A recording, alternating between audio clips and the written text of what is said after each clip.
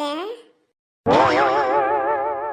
அத்தை அத்தை, நான் என்னத்த தப்பு பண்ணி ஏன் என்கிட்ட இருந்து தள்ளி தள்ளி போறீங்க? அத்தை என்னத்த ப்ளீஸ் பேசுங்க அத்தை.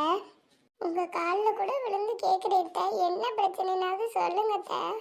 எல்லாரும் சொல்றாங்கம்மா, நான் உன்னைய உட்கார வச்சு நான் எல்லா வேலையும் பார்க்குறேன்னா நீ என்ன அடிமை மாதிரி வச்சிருக்கியா, மருமக ராஜ்யம்மா அப்படி இப்படின்னு சொல்றாங்கம்மா. அவங்க சொல்றதெல்லாம் பார்த்தா அது உண்மையோன்னு தோணுதுமா.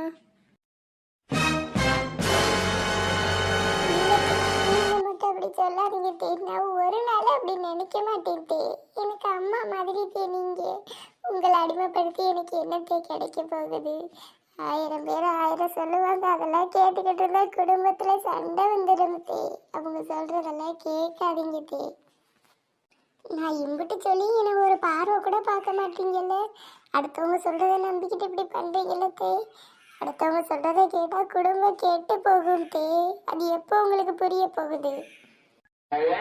இல்ல தே, எனக்கு புரிஞ்சிருச்சு.